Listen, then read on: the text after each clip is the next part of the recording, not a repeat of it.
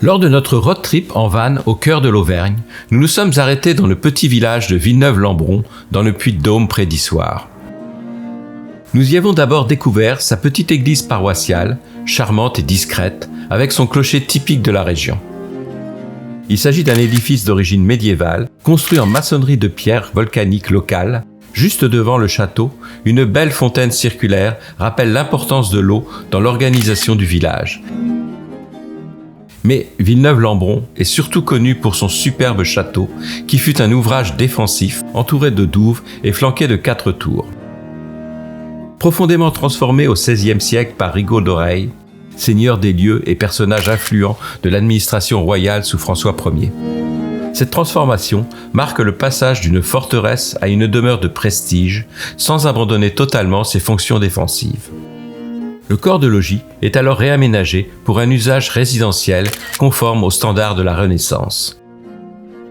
En franchissant la porte du château, on découvre une cour intérieure dominée par une façade en damier rouge et blanc. Mais c'est surtout sous le portique du logis que se révèle un ensemble exceptionnel de décors muraux peints du XVIe siècle.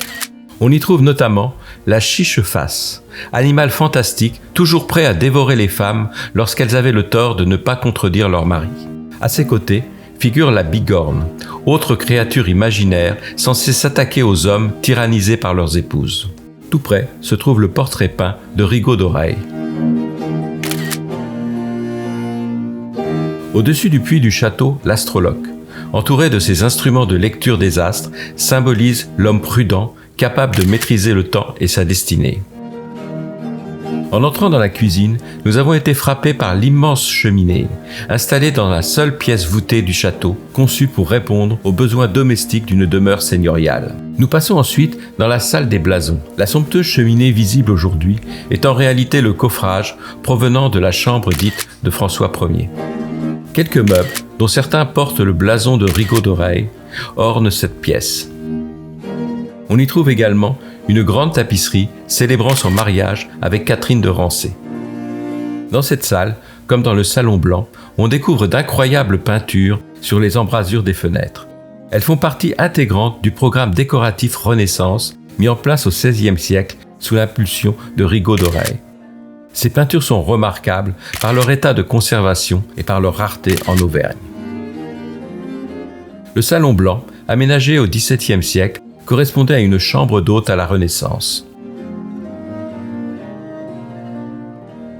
Nous passons ensuite dans la chambre de la bergère, décorée au XVIIe siècle. Elle possède une cheminée en bois peint qui recouvre la cheminée d'origine en pierre.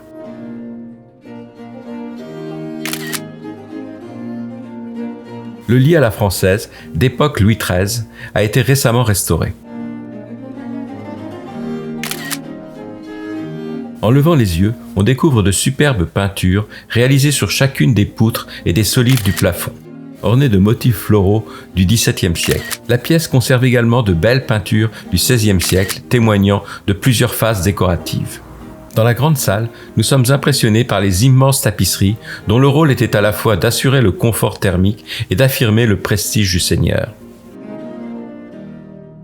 La cheminée du XVIIe siècle, monumentale et en pierre taillée, structure l'espace. Elle est caractéristique des cheminées de représentation de cette époque. Le plafond, à décor peint Renaissance, conçu pour être vu en permanence, présente des figures symboliques ainsi que des motifs géométriques et végétaux organisés en compartiments. Nous poursuivons notre visite par la chambre dite François Ier, où il aurait passé la nuit. La cheminée visible aujourd'hui dévoile son décor d'origine, longtemps dissimulé par un coffrage en bois déplacé par la suite dans la salle des blasons. La salle suivante, située au rez-de-chaussée, est la chapelle, véritable joyau du château.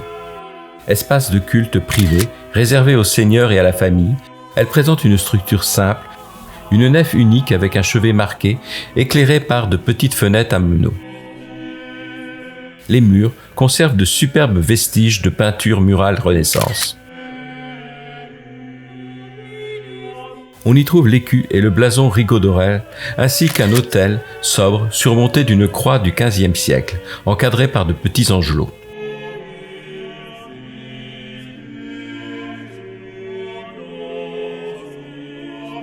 Sont également visibles une lanterne de procession et un reliquaire aux armes de Rigaud. Les peintures du XVIe siècle, recouvertes au XVIIe, ont été remises à jour et restaurées.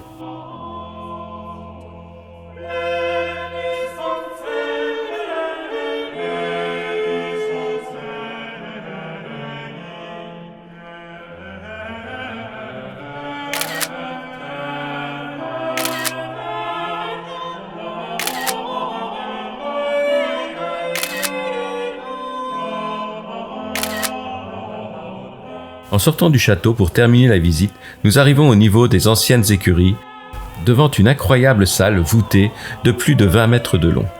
Son plafond est recouvert de peintures décoratives, composées de médaillons représentant des scènes de la guerre et d'affrontements, mais aussi des scènes de la vie rurale en temps de paix.